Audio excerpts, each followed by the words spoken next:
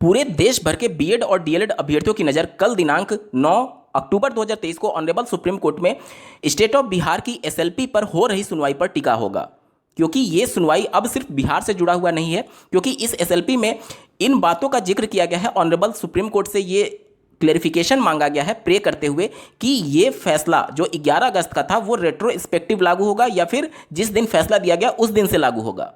इन सभी चीज़ों को लेकर के क्लेरिफिकेशन होगा जिसका डायरेक्टली प्रभाव पड़ेगा अन्य राज्यों पर भी।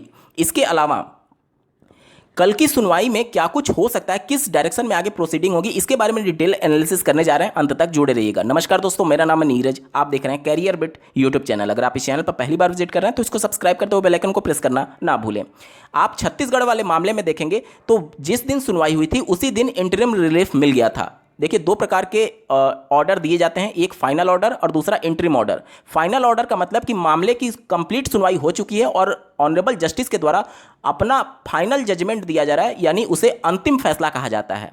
और दूसरा होता है इंटरिम रिलीफ ऑर्डर या फिर अंतरिम ऑर्डर या फिर जजमेंट कहते हैं। इसका मतलब क्या हुआ कि मामले की सुनवाई हुई नहीं है, लेकिन परिस्थितियों का अध्ययन करने के बाद से अगर ऑनरेबल जस्टिस को यह लगता है कि इसमें कुछ इंटरिम रिलीफ दिया जा सकता है, यानी फैसले के पहले ही कुछ किसी बेस पर, किसी आधार पर अगर राहत दी जा सकती है तो वो इंटरिम ऑर्डर माना जाता है। और उस कंडीशन में क्या होता है कि फाइनल जजमेंट आने के बाद इनकी एलिजिबिलिटी तय होगी। जैसे आप छत्तीसगढ़ वाले मामले में लीजिए, ऑनरेबल सुप्रीम कोर्ट ने फाइनल ऑर्डर नहीं दिया है, वो इंटरिम ऑर्डर दिया है कि बीएड अभ्यर्थी काउंसलिंग प्रक्रिया में शामिल होंगे। और फाइनल ऑर्डर के लिए ऑनरेबल जो हाई कोर्ट है उनको बोला है कि मेरिट और लॉ के बेस पर चीज़ें डिसाइड होंगी। अब बिहार की जो एसएलपी है उसमें भी इंटरिम रिलीफ के लिए प्रे किया गया है। देखिए, दो प्रकार के प्रे होते हैं, एक तो मेन ऑर्डर जब पूरे मामले की सुनवाई होने के बाद से जब फाइनल जजमेंट आता है, और दूसरा इंटरिम ऑर्डर के लिए प्रे किया गया है जब मामले की सुनवाई, अब जैसे बिहार वाला मामला देखिए तो वो छत्तीसगढ़ वाले मामले से थोड़ा सा डिफरेंट होगा। छत्तीसगढ़ वाले मामले में पहले से ही हाईकोर्ट में मामला चल रहा था और उस दिन अर्जेंसी में इस केस को फाइल करके, चूंकि वहां पर काउंसलिंग प्रक्रिया और ये सभी चीज़ें शेड्यूल जारी कर दी गई थी जब ऑनरेबल हाईकोर्ट ने अपना आदेश पारित किया था कि बीएड अभ्यर्थियों की काउंसलिंग प्रक्रिया पर रोक रहेगी, तो उस समय अर्जेंसी केस फाइल करके वो इंटरिम ऑर्डर मांगा गया। लेकिन पटना में, बिहार में आप देखेंगे तो हाईकोर्ट में इस प्रकार का मामला तो चल नहीं रहा है, क्योंकि हाईकोर्ट में जो मामला एप्लीकेशन के तौर पर स्टेट ऑफ बिहार लेकर के गई थी उनका एप्लीकेशन रिजेक्ट हो चुका है। तो छत्तीसगढ़ वाले मामले में आपने देखा कि जिस दिन सुनवाई हुई उसी दिन इंटरिम रिलीफ मिल गया। लेकिन बिहार वाला मामला इससे अलग है। बिहार में जो हाईकोर्ट है उसमें इस प्रकार के मामले बीएड को की एलिजिबिलिटी को लेकर के लंबित नहीं है। तो यहाँ पर जो भी फैसला देना है वो सुप्रीम कोर्ट को देना है, वो हाईकोर्ट को इस केस को रेफर नहीं करेगी, क्योंकि मामला वहाँ पर पेंडिंग नहीं है।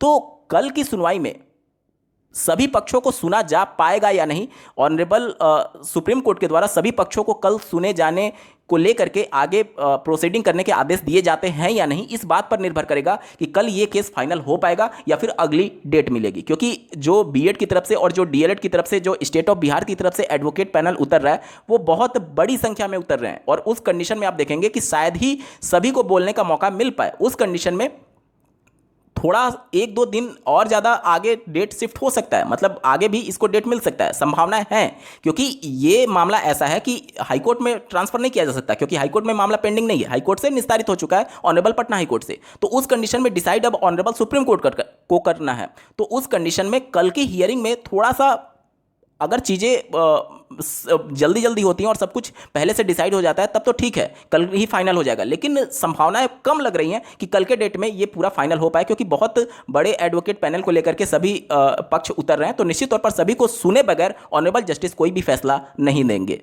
इसके बाद से देखिए, इंटरिम रिलीफ के लिए जो प्रेयर किया गया उसको अगर आप ध्यान से समझेंगे तो कल की सुनवाई में क्या हो सकती है और किस डायरेक्शन में आगे प्रोसीडिंग होगी उसके बारे में थोड़ा सा डिटेल में एनालिसिस कर लेते हैं। दो प्रकार के प्रेयर एसएलपी में किए गए हैं। पहला तो जब फाइनल जजमेंट आएगा उसको लेकर के कि बीएड को अलाउ करना चाहते हैं और जो भी इनका 16 पॉइंट उन्होंने बताया है उसको लेकर के ये मेन प्रेयर है। और दूसरा जो इंटरिम प्रेयर किया गया है वो कल की सुनवाई में ही इंटरिम प्रेयर पर ज़्यादा फोकस किया जाएगा। इंटरिम प्रेयर इनका ये है, ध्यान से पढ़िएगा। पहला प्रे ये स्टेट ऑफ बिहार ये करती है कि pass and ad interim ex parte stay of operation of interim order judgment date 22 सितंबर 2023 passed by the high court of judicature at Patna in 9256 of 2023। ध्यान से समझिएगा, 9256 वाले मामले में ही ये जो याचिका थी वो टेट टीचर एसोसिएशन के द्वारा स्टेट ऑफ बिहार को चैलेंज करते हुए दायर किया गया था और इसमें बीएड की एलिजिबिलिटी से संबंधित कोई मुद्दा था ही नहीं। ये मुद्दा था जो नियोजित शिक्षक हैं उनको डायरेक्टली परमानेंट करने को लेकर के जो नियमावली जारी की गई थी उसका विरोध करते हुए और उनको डायरेक्टली परमानेंट किया जाए, इसलिए ये याचिका दायर की गई थी 9256 वाला। अब चूंकि state of Bihar Patna high court में अपना कोई स्पेशल अपील या फिर कोई भी अपना अलग याचिका लेकर के नहीं गई, बल्कि एक एप्लीकेशन लेकर के इसी रिट पिटीशन में, इसी आप कह लीजिए कि एप्लीकेशन में उपस्थित हुई थी और इस मामले में जो ऑर्डर दिया गया 22 सितंबर 2023 को, वो केवल और केवल जो स्टेट ऑफ बिहार का एप्लीकेशन है उन्हीं का जिक्र करते हुए उस पर ही ऑर्डर दिया गया।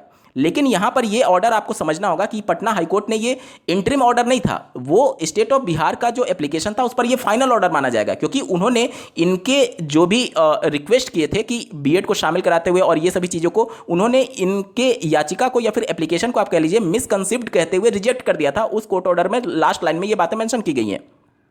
और साथ ही साथ अगर आप देखेंगे तो स्टेट ऑफ बिहार का जो एप्लीकेशन है वो चूंकि मुद्दा वहां पर खत्म हो गया तो वो इंटरिम ऑर्डर नहीं बल्कि वो फाइनल ऑर्डर माना जाएगा। लेकिन पूरे केस के परिप्रेक्ष्य में देखेंगे टिट टीचर एसोसिएशन के मामले में तो ये इंटरिम ऑर्डर माना जा सकता है। लेकिन आपको ये देखना होगा कि ये मामला जो चैलेंज किया गया है ऑनरेबल सुप्रीम कोर्ट में, ऑनरेबल पटना हाईकोर्ट के जजमेंट को आधार बनाते हुए, वो टेट टीचर एसोसिएशन का मुद्दा है ही नहीं, वो उनका नियोजित वाला मुद्दा था जो कि अलग था। और स्टेट ऑफ बिहार का जो मुद्दा था वो बीएड की एलिजिबिलिटी से संबंधित था। तो यहां पर जो इंटरिम ऑर्डर में इन्होंने पहला प्रे किया है कि इंटरिम ऑर्डर जो जजमेंट पास किया गया 22 सितंबर को, वो इंटरिम नहीं बल्कि वो फाइनल ऑर्डर माना जाएगा स्टेट ऑफ बिहार वाले एप्लीकेशन पर, क्योंकि वो उनका एप्लीकेशन खारिज हो गया तो इंटरिम नहीं वो फाइनल ऑर्डर था। तो थोड़ा सा यहां पर चीजें और ज्यादा स्टेट ऑफ बिहार को क्लियर करनी चाहिए थी इस चीजों को लेकर।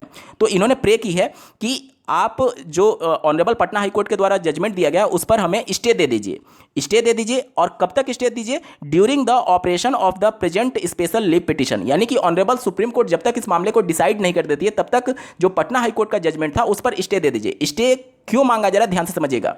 ऑनरेबल सुप्रीम कोर्ट में जो चैलेंज किया गया ऑनरेबल पटना हाईकोर्ट को, उसमें जो स्टेट ऑफ बिहार का एप्लीकेशन था वो ये चाहते थे कि बीएड अभ्यर्थियों को शामिल करते हुए वो भर्ती प्रक्रिया आगे बढ़ाई जाए, और उनका चूंकि एप्लीकेशन रिजेक्ट हो गया, यानी कि पटना हाईकोर्ट ये करिए कि आप बीएड को शामिल नहीं कर सकते।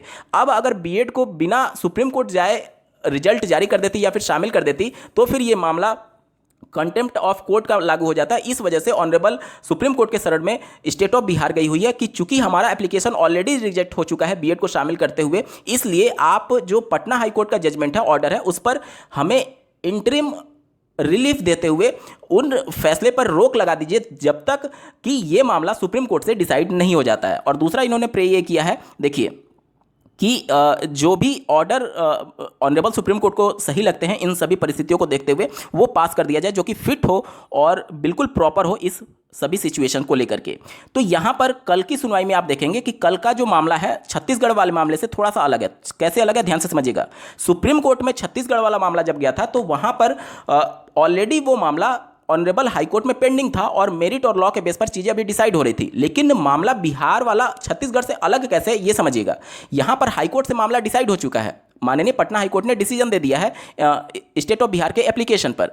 तो सुप्रीम कोर्ट को ही अब डिसाइड करना है, वो इस केस को हाईकोर्ट में ट्रांसफर नहीं करेगी, वो सुप्रीम कोर्ट में ही इस पूरे मामले को डिसाइड करेगी। इसलिए कल का जो सुनवाई होगा उसमें जो एडवोकेट पैनल चाहे बीएड की पक्ष की तरफ से, चाहे डीएलएड की पक्ष की तरफ से या फिर स्टेट ऑफ बिहार की तरफ से उतर रहा है, वो बहुत ज़्यादा एडवोकेट्स का पैनल है। और उस कंडीशन में कल के हियरिंग में केवल ये केस को इतना समय मिल पाएगा या नहीं कि सभी एडवोकेट्स को सुन ले ऑनरेबल जस्टिस, और अगर नहीं सुन पाती है ऑनरेबल सुप्रीम कोर्ट इस पूरे पैनल को, तो जाहिर सी बात है अगली डेट दे दी जाएगी, क्योंकि बिना सभी एडवोकेट पैनल को सुने ऑनरेबल सुप्रीम कोर्ट अपना जजमेंट नहीं देगी।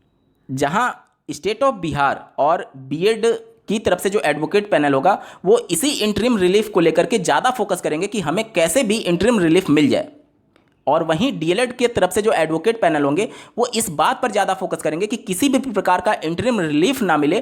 क्योंकि आप लोगों ने देखा होगा कि इंटरिम रिलीफ मिलने के बाद से जब मामले हाई कोर्ट में जाते हैं तो अभी छत्तीसगढ़ का मामला ले लीजिए, दो महीने बाद की डेट मिली हुई है। मध्य प्रदेश का मामला ले लीजिए, 1 महीने बाद की डेट मिली हुई है। हालांकि वो सब कुछ मेरिट और लॉ के बेस पर डिसाइड होगा, लेकिन मामला लंबा खींचने लगता है। इस वजह से जो डीएलएड के एडवोकेट पैनल होंगे वो यही चाहेंगे कि जल्द से जल्द ये मामला डिसाइड हो जाए, और वो पूरी कोशिश करेंगे कि इस प्रकार का कोई भी इंटरिम रिलीफ ना मिले, कि बीएड को शामिल कराते हुए जो स्टेट ऑफ बिहार है वो अपने भर्ती प्रक्रिया को आगे बढ़ाए।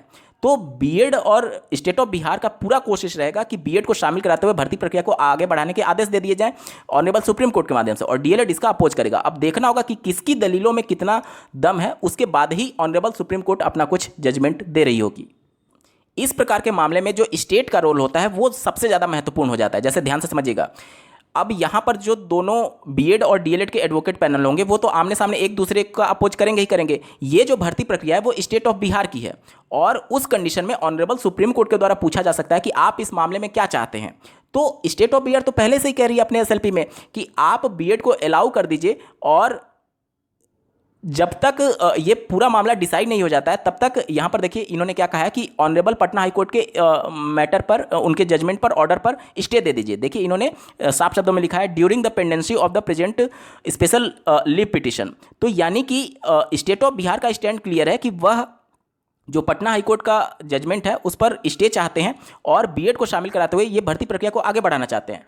तो यहाँ पर ये मामला चूंकि कल अगर नहीं डिसाइड हो पाता है, एक दिन में पूरे सभी एडवोकेट पैनल को नहीं सुना जा सकता है, तो स्टेट ऑफ बिहार का स्टैंड बहुत ज़्यादा इंपॉर्टेंट हो जाएगा। और अगर वो ये कहती है कि बीएड को शामिल कराते हुए भर्ती प्रक्रिया को आगे बढ़ा दीजिए, तो ऑनरेबल सुप्रीम कोर्ट इस पूरे मामले को जो पूरा एक तरीके से सिचुएशन है उसको subject to outcome of this SLP कर सकती है और इंटरिम रिलीफ देने की तरफ आगे बढ़ सकती है, क्योंकि स्टेट ऑफ बिहार का स्टैंड सबसे ज़्यादा इंपॉर्टेंट हो जाता है। छत्तीसगढ़ वाले मामले में अगर आप देखेंगे तो वहाँ पर अगर स्टेट ऑफ बिहार उपस्थित होकर के अगर ये प्रेयर करती कि इस प्रकार से पूरे मामले उलझ जाएंगे और अगर पहले मामले को डिसाइड कर लिया जाए हाई कोर्ट से, उसके बाद ही भर्ती प्रक्रिया को आगे बढ़ाया जाए, तो वहां पर ऑनरेबल सुप्रीम कोर्ट का जजमेंट कुछ अलग होता। क्योंकि जाहिर सी बात है आज बीएड कैंडिडेट है और मान लीजिए हाई कोर्ट से बाहर होता है तो वो परिस्थितियां भी और ज़्यादा विकट हो जाती हैं। तो किस तरीके से प्रेयर किया जाता है, किस तरीके से चीज़ों को रिप्रेजेंट किया जाता है ऑनरेबल जस्टिस के सामने, ये ज़्यादा इंपॉर्टेंट होता है। और सुप्रीम कोर्ट में भी कल यही देखने को मिलेगा कि अगर स्टेट ऑफ बिहार इस बात को लेकर के मजबूत पैरवी करती है कि इस पूरी भर्ती प्रक्रिया में हमें इंटरिम रिलीफ दे दीजिए और मामले को सब्जेक्ट टू आउटकम कर दीजिए, तो जाहिर सी बात है ज़्यादा ऑनरेबल सुप्रीम कोर्ट का जो सुनने का झुकाव होगा वो स्टेट ऑफ बिहार की तरफ होगा, क्योंकि ये जो पिटीशन है वो स्टेट ऑफ बिहार की है। और इस कंडीशन में कल अगर मामला डिसाइड नहीं होता है तो उस कंडीशन में आप देखेंगे कि निश्चित तौर पर इस प्रकार के कुछ जजमेंट की तरफ ऑनरेबल सुप्रीम कोर्ट आगे बढ़ रही होगी। अब आप पूरे मामले को समझने के बाद से आपको क्या लगता है, क्या हो सकता है कल के डिसीजन में, कमेंट के माध्यम से जरूर बताइएगा। और ऐसे ही महत्वपूर्ण अपडेट के लिए इस चैनल को सब्सक्राइब करना ना भूलें। इस वीडियो को देखने के लिए आपका बहुत बहुत धन्यवाद। भगवान करे आपका दिन शुभ हो।